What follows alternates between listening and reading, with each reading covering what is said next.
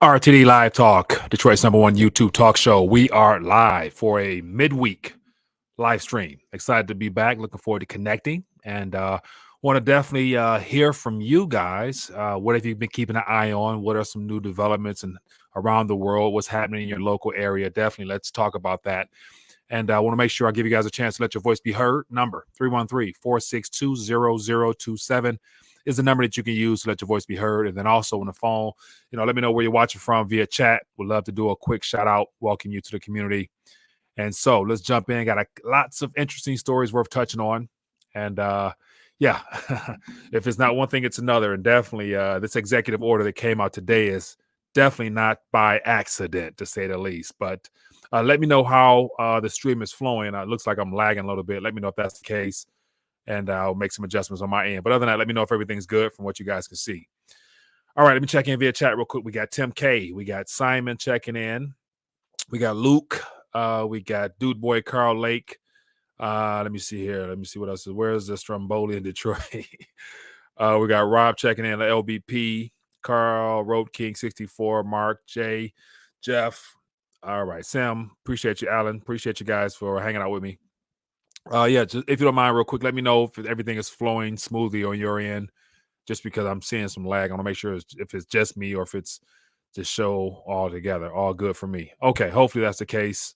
Just because two different cameras here, I'm trying to play around with something, see which one works best. All right, fair amount of people checking in. All right, so let's dive right in. So, isn't it interesting how since the beginning of the week, the last give or take 48 hours, especially, there's been a lot of abnormal activity in the commodity space, and it's getting a lot of attention. And there's been a lot of pressure, or downward pressure rather, on the on the old legacy financial structure, i.e., indexes and things like that.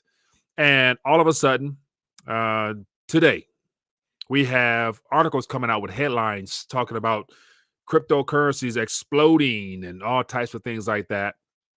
As a result, they're trying to make it look like it's a result of the recent announcement of the Biden executive order that, after thumbing through it, didn't really say much that would lead me to believe that anything's changed other than the central bank digital currency, which makes up a significant portion of what's happening inside of that document there.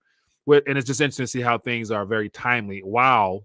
The rest of the world is moving away from the petrodollar structure. So we're going to talk about that and a lot more. So feel free, as always, to chime in with the subjects you want to touch on via the chat, and we'll try to make it work. So, and I want to cover a variety of subject matter while we can. But one of the things that caught my attention, headlines, as I mentioned, such as this: Biden orders work to begin on future digital dollar. That is definitely something that pretty much summarizes what that whole executive order is all about. It happens to be more about the CBDC and labeling the CBDC progress moving forward, along with the digital asset space, lumping cryptocurrencies all under one word: digital assets. And so here's the article I was referring to when I talked about just a narrative that's being painted out there. Amongst all the other things that are way more important from a global standpoint, we got Biden signs order on a cryptocurrency oversight as its use explodes. Oh, really? Yeah, not. I mean, of course, under the underpinning of everything has changed, but on top of the surface, there hasn't been any type of major activity other than, once again, not by coincidence, if we were to fast forward to, or I'm sorry, rewind back to, let me put this on the screen here. If we were to rewind back to last evening, last night, apparently there was a slippage on behalf of the treasury.gov website where we were told that, here's a little tweet from somebody out there that I grabbed this from. It says, "Look like Yellen's comments on tomorrow's executive order were accidentally posted a day early, but now it was removed." And so immediately after this post, which was allegedly accidental, then there started being some upward trajectory within the crypto space. And let me actually I brought this up here, and when I say crypto space, I'm just referring primarily towards Bitcoin because that seemed to be the driving indicator in the digital asset space.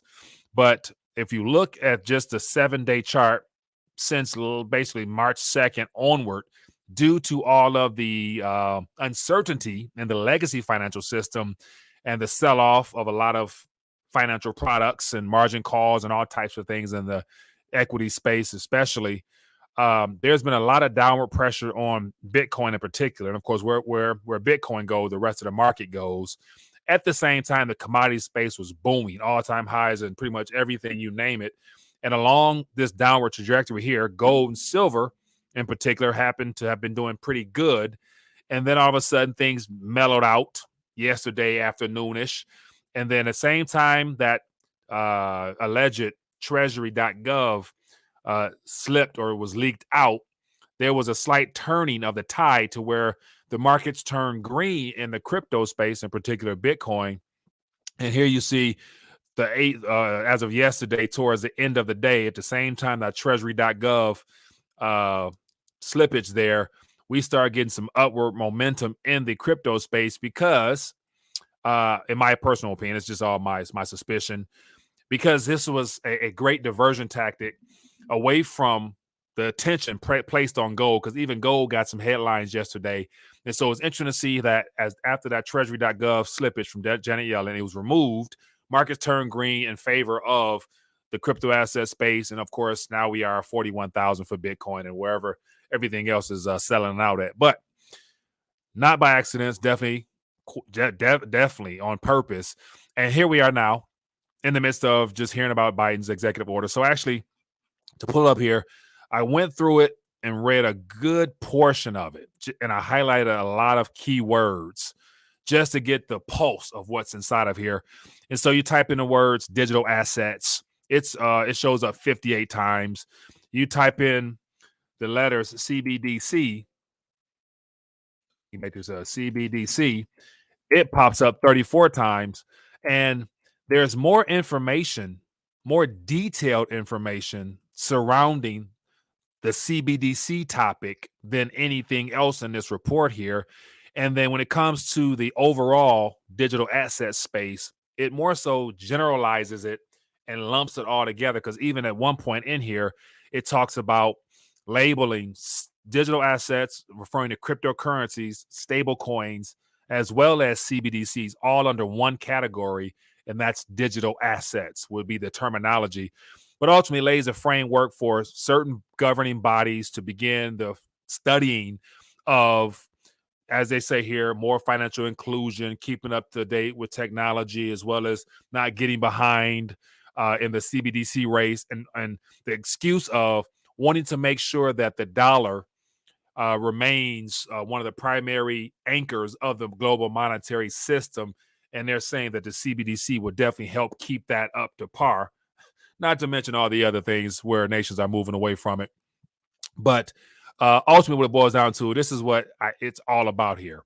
It's basically the clearing for the Federal Reserve to begin further doing what they're already trying to do, which is sell the idea of the U.S. needing a CBDC in order to keep pace with the rest of the world, as well as all the other points they're trying to sell. But here's a good article here that pretty much summarizes the whole thing, and it talks about to begin the future of the digital dollar. And so a lot of buzzwords jumped out. And one of the interesting thing is that this executive order puts a time frame that apparently the entities that were set up are supposed to report back to Biden and all that other stuff, as if he actually wrote this. But it says the reporting deadlines are staggered, ranging from 30 to 180 days, and will include consultations with the private sector. And it just talks about how the White House said around 60% of adult Americans, approximately 40 million people, have invested in and traded in other cryptocurrency assets. And it talks about wanting to make sure it's protection, consumer protection, yada, yada, yada, yada.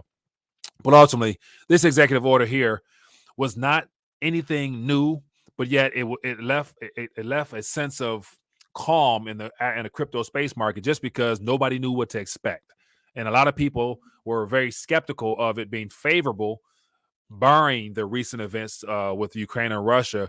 And then they threw in the narrative of possibly Russia using cryptocurrencies as a way of avoiding sanctions. So there was more fear that there will be a crackdown than there will be the push for furthering the adoption of this technology here.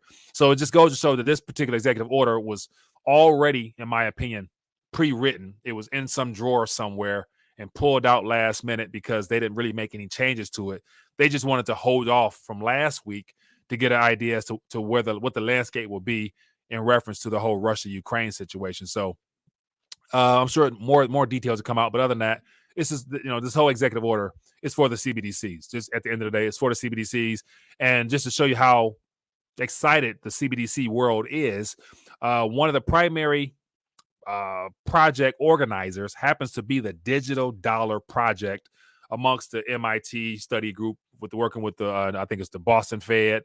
But just within the last hour or so, couple hours rather, there's been a lot of prominent people that's associated with those governing bodies that are looking forward to furthering the talk and discussion around CBDC. So as I scroll through here, here's Jennifer Lazater, and you look at her. She's the executive director of the Digital Dollar, leading the discussion of a U.S. CBDC.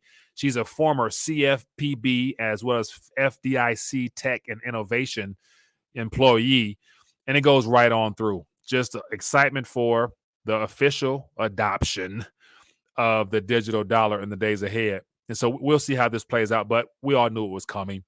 So the executive order was basically just more hype than anything else. But to move right along, lots of other things in the news I'm going to jump on. Let's just talk about what's happening well beyond our borders here. So here's just some headlines of things I wanted to touch on. It says that Russia-Ukraine war has hit many currencies hard. Here's what analysts are expecting. And because all of these currencies are hit hard, it has forced nations to ultimately go to their plan B, or ultimately, which will be considered plan A in the days ahead. So I can go through the currency that's been impacted. But I've done enough of that throughout the week, I think, just showing you the downward trajectory of all fiat currencies when measured in something that is a true standard, i.e. gold. And so here is something that you didn't hear from Fox, CNBC, or anyone else. It says trade can be conducted in the ruble, the yuan, and gold, Erdogan tells Putin. So it looks like this past Sunday, I think there was a phone call between Putin and Erdogan, basically talking about recent events and how they can basically begin now dealing directly without having to use dollars. And so this article here lays out how, of course, Erdogan is trying to be the mediator between the Russian-Ukraine situation. Everybody who's de-dollarizing wants to now be the mediator for Russia and Ukraine as just a good gesture in this whole de-dollarization process. But the article just talks about how now that Russia is pretty much exiled from the financial system, it's now a good time for them to beef up their partnerships and just basically trade amongst one another. And Erdogan is basically saying here that we'll be ready to use the ruble if need be, regardless of how it's doing in the market, regardless of how the world is basically just shunning Putin and Russia. We're still here and we can do business in other currencies. And then to highlight on that more, it says the U.S. dollar is no longer king as the Asian, the different version of Asian, adopts currency swaps. So the Asian, if I'm saying this correctly, is the Asian. It's a conglomerate of 20 different Asian countries that have been working together over the last several decades, it seems, to basically just shore up their own financial futures. And so ASEAN stands for Association of Southeastern Asian Nations. And here's just more information talking about how over the last year, especially, all the nations, which are predominantly the 10 primary nations, how they've been dialing back in trade using the dollar, and they've been bolstering trade in their own currencies. And the numbers they throw out here are quite alarming. It says trade between China and the Asian nations in 2020 totaled $68.5 billion compared to $362 billion most recently. So that's basically half. So they're dialing back on their dollar usage and upping the ante on their own currencies, which is just an indication how more nations are moving away from, the dollar system. So nothing new here.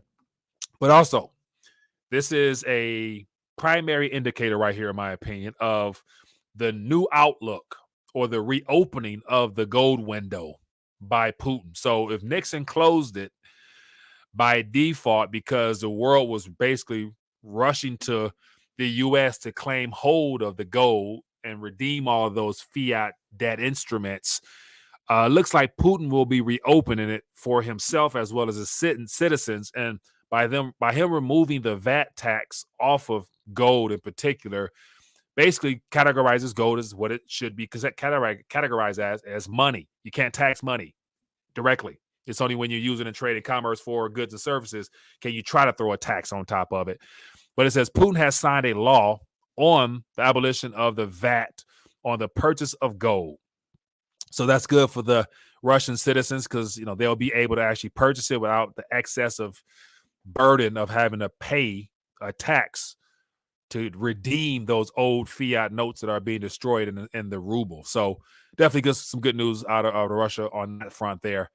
And other than that, I got a couple more stories here, but ultimately I'll let you guys decide what you want to touch on. So feel free to give me a call. Let's talk. Feel, whatever else is relevant to the subject matter at hand, let me know.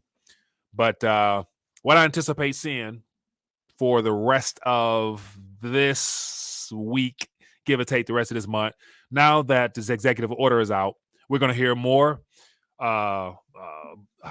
exciting stories from the mainstream news focusing on the digital asset space and the development of the CBDC. Now that it's executive order with the CBDC and the digital dollar push, they're going to be selling it more now. More highlights talking about financial inclusion. They're going to be using an inflation narrative because they're pointing at Putin as being the person for the extreme cost of everything. But they're going to say the CBDC, when it comes, is something that we can use to help fight inflation. Like further adding another way of expanding the monetary base is actually going to help inflation, is the way that they're going to try to sell it. So just be on the lookout for that type of stuff. Hello, Carlos. Where are you calling from? Hey, it's low blood pressure Corpus Christi, Mike. Thanks for taking my call. For sure. LBP, give me a quick thought, man. What's on your mind? Real quick, I got a question. Yes, sir. Do you think when they turn us into CBDC, they're going to hyperinflate the modern dollar? Or do you think they're going to trade us up like 1,001 for the 1,000 of our crap dollars for the new CBDC dollar? All right, I'll take it offline. Good question, man. Appreciate you. Yeah. So the revaluation of the current of the old currency into the new, it's going to be tricky because based upon what that executive order hints at is that there's going to also be the digital dollar version, the stable coin approach towards providing liquidity for the commercial banking sector on top of the digital asset space, all roaming together in the short term. So I think as the current commercial bank digital ledgers are converted into the stable coin approach, USDC or whatever it might be, I can see it coexisting for a short time, but at some point in the future, as time moves forward, barring some type of unforeseen event in the global monetary structure, I can see them working together for quite some time.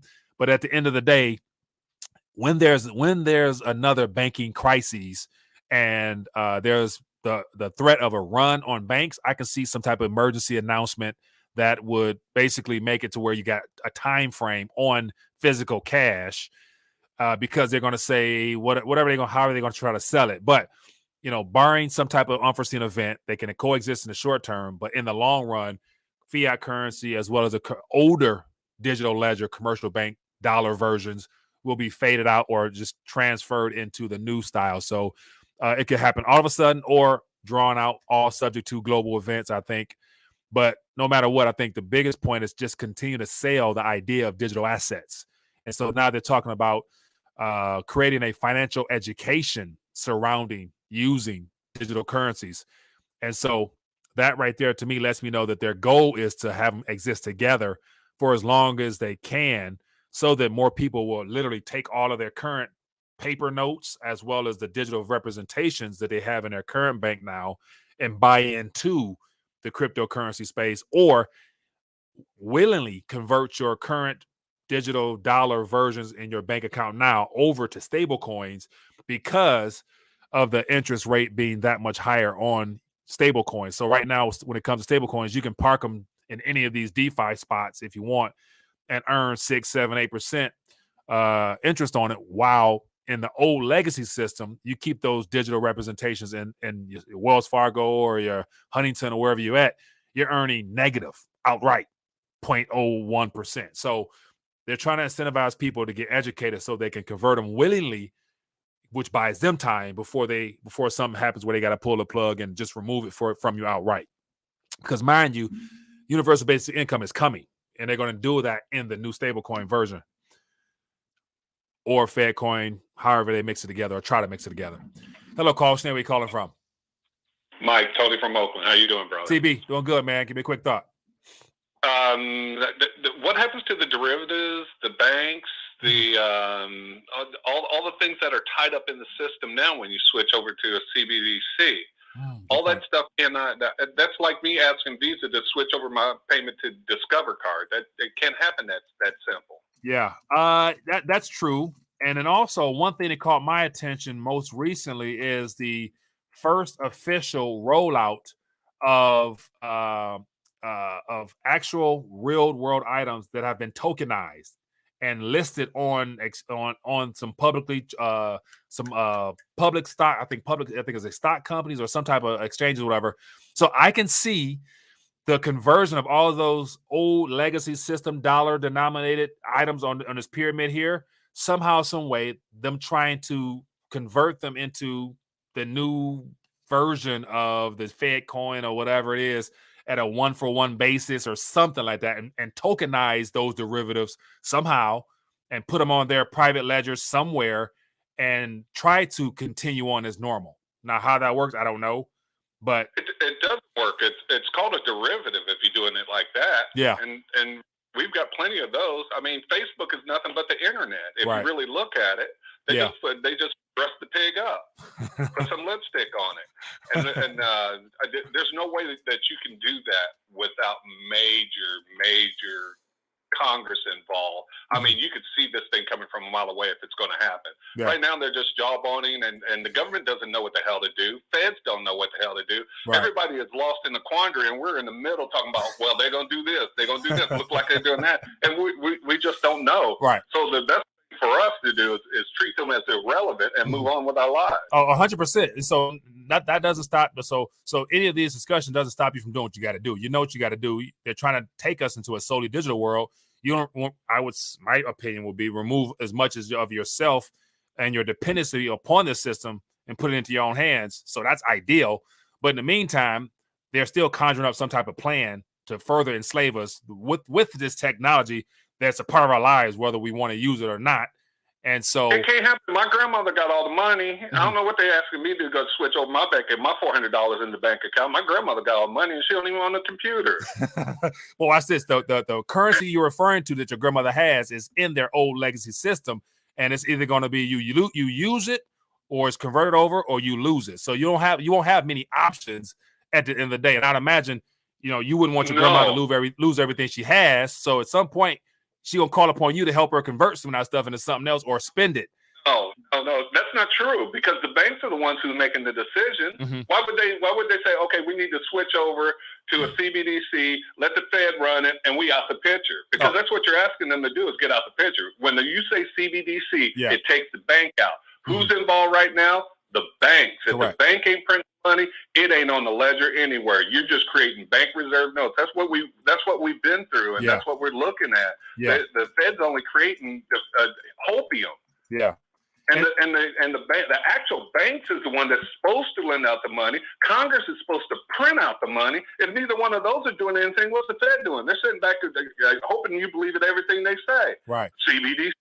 Now watch this. No, no, it's not true. Right. But the other thing is, I want to tell you about Pooty. Yeah. Who? Did you see that Luke Groman interview? Grom, I don't think so. Oh, you got to go look up Luke Groman, because he put it out there. He's like, what happens if Russia? You guys want to push Russia? What happens if Russia puts gold at 100,000 barrels for $28 and for 1 ounce of gold. Yeah, I saw that one. Gold's $100,000 now. Which I was like, man. He said they got that option. If you want to push the big dog, you're gonna have to be able to take the big dog's punishment too. Right. And then you factor in, just recently it looks like Saudi Arabia and the UAE denied a phone call with Biden because they've sided with Russia because you got the biggest oil honchos partnering together. That makes it that much easier to pull a track and basically reprice oil itself or only sell it in gold, and you'll have to make a decision whether you do or don't. So yeah. Well, I'm gonna say this. I'm gonna let somebody else get that. Yeah. The reason that you see the markets acting the way they acted today is because they had a bond market. They had the 10-year auction, so that's why you're seeing the numbers you're seeing now. Yeah. And everything's calm until it's time to re-up. Yeah. And okay, good. Hey, man, appreciate you bringing that to our attention as always. All right, brother. Be good. Yeah. Speaking of which, on the fact that the commercial banks they do control the world, they do run the world for the most part because they are the ones that expand the monetary base when someone signs their signature. Okay, cool.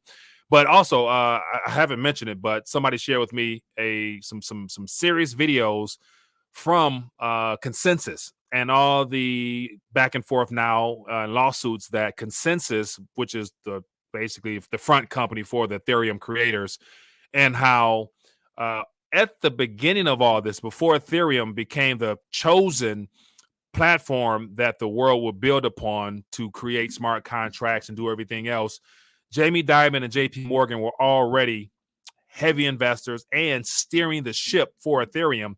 So I just grabbed this little article right here from Investment Watch. But Ethereum, in a sense, they are this is, if you listen to all the videos, there's more than enough videos out there. Somebody put together a great compilation just talking about what we always suspected is that at the grassroots of the decentralized smart contract platform structure, Ethereum is basically, as it says here, it's a JP Morgan, Jamie Dimon coin.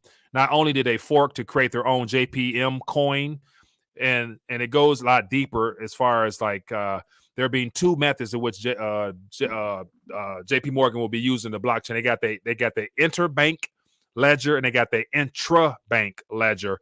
And when you watch some of these videos here, especially the CEO of the Consensus Group, who's co-founder of Ethereum, you really find out how the stablecoins is what will still be utilized in the commercial banking sector. And how it fares out, I don't know. But ultimately, with the commercial banking and the central banking, so you got the globally systemic important banks in the U.S. and you got the central bank.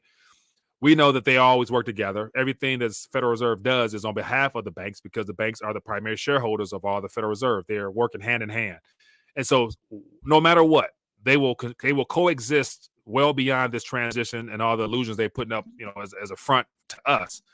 But how it plays out, whether Fed coin is solely the only instrument or interoperable with the Jamie Dimon's and the other banks' ledger, nobody knows. But in that executive order, interoperability is definitely mentioned. And let me actually share this with you. Interoperability is definitely mentioned in this executive order here. And it talks about the need to make sure that it says United States must continue to work with international partners on standards for the development and appropriate interoperability of the digital payments architecture and CBDCs to reduce payment, whatever. So like I always said, no matter what, whether it's Ethereum, whether it's a private version, of course, you got people out there saying XRP, no matter what, it's a slave system. It's a digital slave system that's publicly visible to them, but not to you. And whether it goes through the commercial banks or the central banks, anywhere it go, it's not going to be operating in our favor. So, but time will tell. But that video out there talking about how Jamie Dimon and JP Morgan were early adopters and early investors in Ethereum, it just shines more light on how the game is rigged against us and we're just participants in it. So anyway, more stuff out there, but curious to hear your thoughts. Let me get some more calls here. Let me see, missing calls. Forgive me. Let's talk. What call we call it from? Maybe not lost you. Let me check in via chat real quick and see what's happening in the chatosphere. And as always, highlight at Rethinking a Dollar, and it'll stand out and I will share my 2 cents on it. What else we got to do, boy? What's Putin is king. Mike, you think you will get a new monetary system? We will get. Armo says, Mike, do you think we will get a new monetary system? I believe the design of the next monetary structure is already up in place, and the primary medium that's going to be used initially will be gold, and I think that's what's happening with this whole Russia situation, as well as the push by the BRIC nations, the Eurasian nations, to establish some credibility back into the system. Gold will be a part of it for the central banks in particular and the nations to work with, but then they're setting up the CBDCs for the people to use. All right, I'm missing calls. I keep dropping them or they keep losing them. Hello? All right, we should be good. Hello, caller. Where are you calling from? Hey, it's Ed. How you doing, Mike? Ed, doing good, my friend. What's on your mind? Give me a quick thought. Hey, you think it's universal basic income? Is it going to be universal, or if you got 100,000 digital dollars, you ain't going to get it, or do you think everybody's going to get it? I think. Oh, let me see. So TB actually sent me a piece of legislation that was put on a book 2 years ago about the response to the current pandemic that's dying down. But in that literature there, they talked about monthly payments moving forward when in times of hardship. So I believe everybody will be entitled to it and might get it initially, but as time moves forward, depending on the conditions, there's going to be some stipulations on how you can keep it. And so as of right now, they're not going to divide and conquer at the beginning, saying, you don't qualify because of this, but it's going to funnel through participation in that health experimentation, because as of now, everybody who's awake and aware know that they wouldn't willingly do it unless they have to do it. And I think at some point down the line, they're going to try to make it to where you have to in order to participate in society, as long with your social credit score, yada, yada, yada. So hopefully that kind of answered the question a little bit. Yeah, here's my game plan. I'm going to take unless I got it, it seems like the whole jab thing is kind of over with. I don't know if I don't think they're going to make people, have the vax to get it.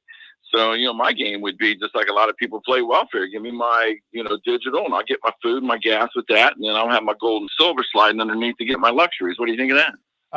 That's definitely a possibility. It's going to be challenging, of course, just because as the dust settles, they're going to try to make it very hard for people who protected themselves from all of this to enjoy those profits denominated in the CBDC terms or the old dollar terms. So they're going to try to make it very strenuous for you. So I think it'll work. But the biggest thing is, from all this will come a lot of opportunity that has not even been thought of yet. Like typically speaking, like whenever chaos hits, it's not until you're in the midst of all it do your genius kicks in and you like, oh, so new inventions, new ideas, new things flourish that we haven't even thought of yet, which are things that's going to be coming that will be available to us at that point. So I think for those that are prepared ahead of time, you'll have a better chance over those who had no clue what was coming, which is already happening right now. Okay, one more thing, Mike. Yeah. I like to think, I listen to a lot of stuff. I watch a lot of stuff. I think I'm a halfway intelligent guy. Mm-hmm. I'm getting lost in all this digital CB.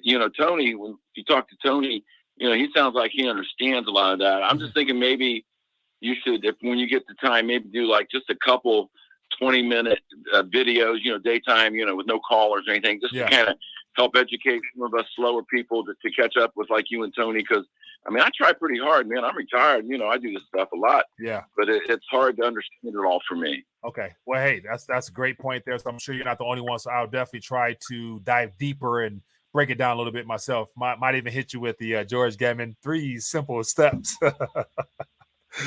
Yeah, do one of those and do it in layman terms, because you guys are almost speaking a different language anymore, man. Good stuff, man. I appreciate your call, and I'll definitely do the best I can. Thank you. I appreciate you, Mike. I'm praying for you and your family. Appreciate you. Same here, man. Praying for the whole community, including you, my friend. Thank you. Amen. Bye. All right. Yeah, good stuff. So I saw a question or a thought out there about XRP and not needing the current structured system. Let me find that real quick, because I just want to make sure I highlight the fact that XRP is the preferred and the chosen one out of all the decentralized projects that were put in place to fulfill the desire of the global powers that be to actually pull off this greatest heist that will be the greatest heist ever of the conversion of real world tangible items, luring people willingly to give up or to believe that they're going to also be a winner at the end of this via virtually sacrificing and probably committing more than they probably would of their financial future into the digital sphere. Let me say, I don't know, whatever. But here's just keep in mind that there can be no fourth industrial revolution, which is the primary objective of all the activity we're seeing. Every country's on board. Every politician is on board. Every presidential leader is all bought into this concept here. And the only way they can pull this off is by using digital assets. There will be no way of tracking your location unless you had, Internet of Things, no virtual reality, no augmented reality, no smart car, smart that, no, AI, no, none of that unless you got computer code.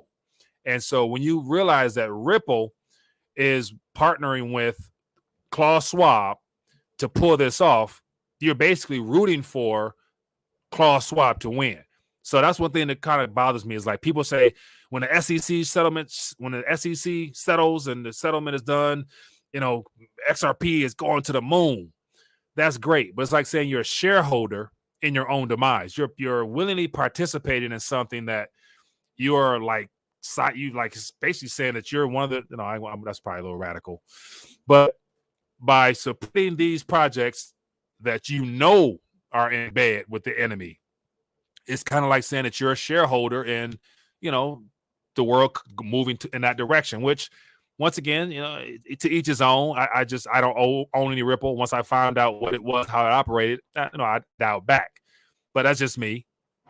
I'm hoping, my prayer would be that the digital asset space as it's been presented to us would fail so that people will be forced to live in the real world, and the push towards going solely digital, people will wake up and realize it's a trap that was sold to us, or told to us rather, a long time ago. And nothing has changed. We're right on course in accordance to what was predicted a long time ago. So that's just me. But yet, once again, pump your bags all the way to the end and just hope and pray that the governance model of all those entities remain the same, because remind you, the biggest bag holders control the computer code. So that's just me. Hello, Carlos. Where we come from? Hi, yes, it's Latrice calling from Brooklyn. Latrice, what's going on? Give me a quick thought. Okay, so I stumbled across some extremely vital information, and the main thing I would like to share with the community today is I believe the whole thing, like with Klaus Schwab and them, when they say we're going to own nothing and be happy, well, that's pretty much the financial system that we have now. Mm-hmm. I've been learning about things with creditors and debtors and the UCC, mm-hmm. With the trade, with the commerce codes and the USC and all these other things. So long story short, because I'm just now coming to this information, mm-hmm. I believe that the reason why, for the way everything is going to move into the digital and stuff like that, mm-hmm. the reason why people be happy and own nothing is because once they can move most people over onto that system, mm-hmm. people will be locked into being debtors. Like how Joe Biden said he wants to get rid of the 3 credit bureaus, right? Because mm-hmm. there's supposed to be 3 private entities, and they're supposed to, help people with their credit and credit score and stuff like that. And then they want to turn it over to the one agency that is the governing agency over credit disputes and credit regulations and stuff like that. Mm-hmm. So once they're able to lock people into their certain status of them being either a debtor or a creditor, they'll be able to like basically put you into a caste system.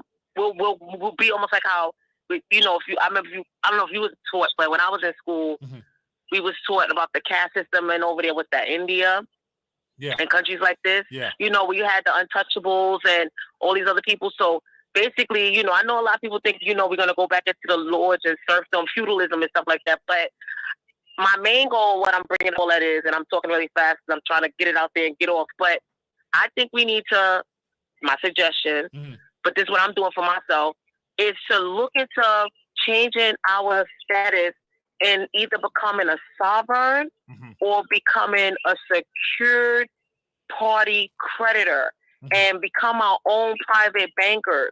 Once we learn about, you know, the things that governs all those type of things, we'll be able to move off of our debtor status where we're the subjects to the so-called government. And then when we move into the creditor status, we'll basically be the ones who's, instead of cashing checks, we're writing checks, but we'll be doing it on our own private banker status. So that's my main thing I wanted to throw out there today for, you know, I don't know. It's a lot of information. I'm coming across a lot of stuff. It's a lot of history. It's at least 200 years of history you got to learn. Most of it concentrated in the last, like, maybe 190, between 90 and 100 years. But, yeah, that's one of the things I think would help in, you know, when they set up the whole digital system and everything, when they're going to have the two different, because just like now we have the two different financial systems, we're going to have the two financial systems with the digital, and those who are going to be creditors, they're going to be running on a different type of blockchain ledger, and those who are going to be debtors, well, they're going to be ones who's going to own nothing and be happy. Good point. So it's just some food for thought. Because I've been trying to keep finding solutions to all this stuff, and, you know, they make a lot of stuff seem like it's just like, oh my gosh, it's hopeless, but where there's a will, there's a way. So that's my two thoughts for the day. And please say a prayer on the thing tonight, because you haven't, I noticed you haven't prayed in a while, but yes, I would appreciate it. And thanks for listening. Have a great night. Appreciate you. Thanks for calling in. All right. Thank you. All right. Let me get a little rant off real quick. Let me get a little rant off real quick. I missed some calls, but forgive me. But I see a lot of back and forth about, you know, ISP. I see this, you know, definitely, you know, I definitely got you. I got you. I want to touch on this because it's important. So, you know, so this plays into more of what I was saying. So this is a demonstration. There's a lot of great visual aids out there. People putting the pieces of the puzzle together. Okay, they're putting the pieces of the puzzle together, but guess who created the puzzle that we're putting pieces to? Look to the left of this screen here. Now, you mean to tell me you at the top of this, you got the IMF, BIS, World Economic Forum, the World Bank. These are the four entities that are always referred to right here. You know, these are the people that currently controls the world financial structure. IMF, World Bank, Bank of International Settlements. So mind you, these are the people who gave us the picture that we're putting the pieces of the puzzle together for. Now, you mean to tell me these individuals over here, which are these are the people who own the current monetary structure. You know, all the 13 bloodlines, you name it, whatever. And they created the concept of stablecoins. That's their idea. And who funded all these programs? Stellar, Ripple. Who do they ultimately work for? You got to ask yourself that question. Okay, so here we got, you know, Ripple, Stellar, XFin, which is XDC. We got Algorand, IOTA. And then you got people wanting to compare them to gold, silver, copper, palladium, rhodium, iridium. And so you listed these five here as being the pillar and the foundation of which this new monetary structure is going to be built upon. And as of right now, all five of these projects are open source code projects. True. And I want to say, I'm not 100% sure, but I want to say, somebody let me know, they're all proof of work.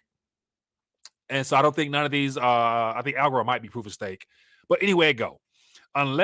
So think about this. Who has the biggest bags? If these are the people who created this structure because it's their idea, they funded all the brainiacs that wrote the code to come up with all these different viewpoints on all these projects are responsible for doing different things. Who do you think control the biggest bags? And if they funded the project, they got the most shares in all of these entities. And if these are proof of work or proof of stake, no matter what, at the drop of a dime, whoever's running the show on the left here could easily say, we want to change the overall consensus or the algorithm now that we are fully done executing our agenda. ISO 20022 has been fully implemented. It's here. It's good to go. All the CBDCs now are connected using XRP, whatever else they want to use. Do you actually think when all this dust settles that they are going to allow, mind you, their ultimate goal is to make sure everybody stays in the slave category, but now it's going to be digitized. Do you actually think those people are going to let the holders of all of these cryptocurrencies live happily ever after? And that's where I'm thinking, like, evil just does, when it comes to evil, let's all admit that what's going on now, based upon these entities to the far left, their ultimate agenda is not to benefit humanity. It's all about control, as well as all the other things that the top of the pyramid wants to have over the humanity. I just find it hard to believe that they're not going to change the consensus of how the current open source protocols operate, because they're not going to let the small guys win on top of the, at the same time, the big guys win by pumping their bags. So that's why I just find it hard to just believe that all this is going to end with smiles at the same time that their agenda is that you'll own nothing. What better way to own nothing than to have forfeited all this stuff to the right, which is real and tangible that you can feel. And a lot of people, I don't have figures, but a lot of people have sold their metals to get their bags up, digitally speaking, to where, long as you can spend it and use it, you can do well. But just like, think about who's controlling all this, like BIS, World Economic Forum. So Klaus Schwab is excited when people pump the crypto space because it's free labor for them. They don't have to do no promotion when you got people in the streets excited to be a part of this transition because they got in early on holding some of these projects. But because it's open source and the people who funded the code will probably ultimately change the code down the line. And I don't think anybody in the street, any average Joe or Jane, have enough in their stash to have a vote when it comes time to whether or not you want to change the way the code operates or not. So anyway, that's just me. I could be wrong. I hope I am wrong. But I just rather err on the side of caution and say that, get your weight up first, which I'm sure a majority of you do, all of you do. If you dib and dabble on top of all that, then, do what you do. But my opinion would do it so that you can buy things that takes you back to the real world. So anyway, ISP, man, not pushing back, just trying to just look at things from the skeptical side, the critical side, just because if the BIS and Klaus Schwab is, writing the script, it's just hard to believe that, they're not also excited at the whole SEC stuff, which they are responsible for. At any minute, Klaus Schwab could probably make a call and end all that, but it's not time for that yet. Hello, Carlos. Where you calling from? Yeah, Mike, Steve, Penalty Denied. Steve, what's going on, my man? Give me a quick thought. Oh, you're absolutely correct, my brother. You know that. It's a satanic agenda. Anyone out there who thinks that they're smart enough to outsmart Satan and his plan that he has hatched for all the sheeplings that are out there, you're going to ask for your own demise in this. In this crypto world, you're begging for it. David Spangler has already told you, no one's going to enter that new world order unless they take that pledge. And people pretty much are begging for this, begging for this stuff to come onto the scene. Right. And and even under that system, after the reset, what do you have? You're going to have, the Bible's clear, under that beast system, the rich and the poor. So regardless of how much money you have, you're still going to be under that system. So just food for thought. Yeah. And I'll go ahead and get off the air. Appreciate you, man. Thanks for calling in. Take care. Yeah. Hello, Carlos. Where you calling from? This is coolest white dude in Yashkaba, Mexico. The coolest white dude. What's going on, my man? Give me a quick thought. Yeah, I'm in Yashkaba here, and I'm listening to your great program with this coolest white person in Yashkaba, Mexico, Miss Jansen. Anyway, I wanted to tell a story, maybe get you some super chats like yesterday, and you seem to like the bank robbing story. But here's how I took my so-called Social Security early. Now, Karl Marx coined a term called fictitious capital, and I still have businesses in the United States of Israel. And I was living in Belize. Well, I applied for some of this fictitious currency capital, and I was awarded, which paid for 41% of my ranch, taking loans, SBA loans out, and forgivable grants. So thank you, Uncle Sammy. And I did have one question regarding stable coins. How are these stable coins producing a yield? I mean, that's been the big slam on gold, that gold doesn't produce a yield. So I'm kind of like, because Peter Schiff in his debate, you know, that was one of the things. It seems like it's a pyramid scam. How do you pay a yield on something that doesn't have a yield? Right. So when it comes to the stablecoin side of things, from what I've gathered is that, you know, a lot of the institutions, the lending platforms, they're able to, you know, use the depositors' funds and lend them out to major institutions that are not able to actually go in directly and expose themselves to the crypto space. So they're literally putting up a lot more collateral for those loans. And I know with one of them in particular, they actually pay a good portion of their depositors back from that fee there. So just the banking model, but they just charge interest, and institutions use them in a very dangerous way by trying to, you know, make some money off that by gambling in a sense. But I guess the collateral that's been put up is enough if there were losses for that. But then with gold in particular, they basically take tokenized gold and do the same thing with it, you know, lend it out, trade it, hypothecate it, sell it back, all that type of crap. It seems like a Ponzi scam to me. It could be to the music stop, but right now the music's still going. So, and I think they want the music to keep going, because if the Ponzi ends, no CBDC willingly. So I think they want this Ponzi to continue on as long as they can. So they're going to make sure it's propped up well, I think. That's why I think there's not been much of a harsh crackdown on the digital space, because they want people to come into it with willing and open arms, with a smile on their face, all in the idea of profiting as well as being able to, you know, make some yield off of some things, because you can't get it in commercial bank or paper terms. So yes, one thing that I wanted to say from yesterday, I actually purchased 80 rounds of silver. I thought it was 70. And the reason I purchased the 5 ounces, this is when I took JP Morgan for 5 ounces of gold and 80 ounces of silver, was because it was under the $10,000 IRS threshold. My farm team out here, just a quick update, they harvested 80 kilograms of honey today, and I increased my lobster purchase to get my weight up to 1,000 lobsters. 55. The lobster I'm stacking chickens, I'm stacking silver, I'm stacking gold, and my 4 rentals will be done in about 3 weeks, and they are painted in which colors? Silver and gold.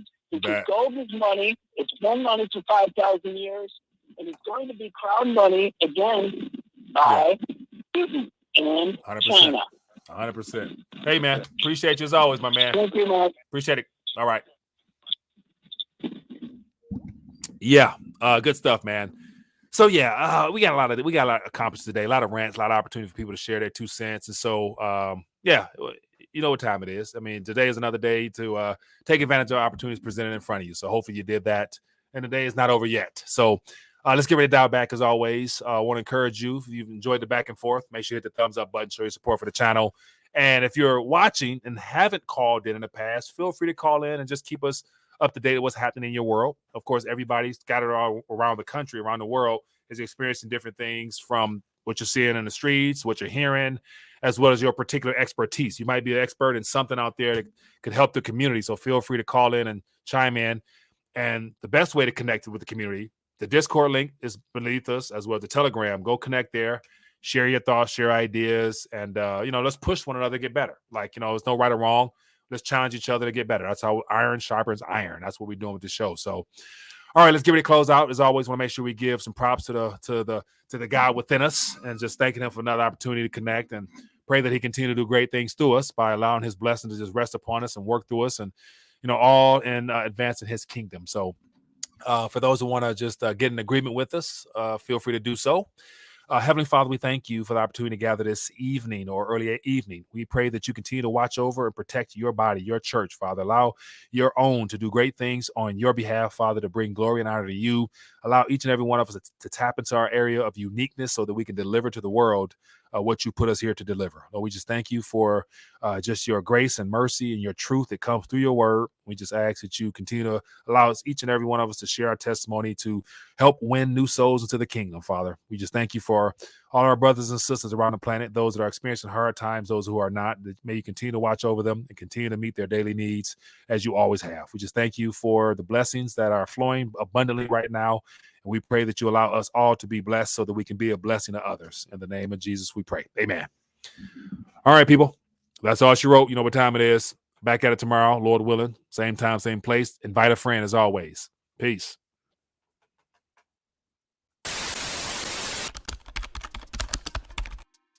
Visit Rethinking the Dollar throughout the day. Your place for news on metals, gold, crypto, you name it. Scroll down to the bottom and you get a chance to see the daily videos, the recommended videos, and more importantly, the 5 reasons to unplug from the monetary matrix, with the first one being the awakening period. Step number 1, test your dollar IQ. 10 simple questions, average is 60%. Follow up with the alternative perspective with the monetary reports. Consider becoming a supporter of the Rethinking the Dollar platform via Patreon. Get a chance to hang out off air as well as additional information that can't be discussed on YouTube. Any support is helpful.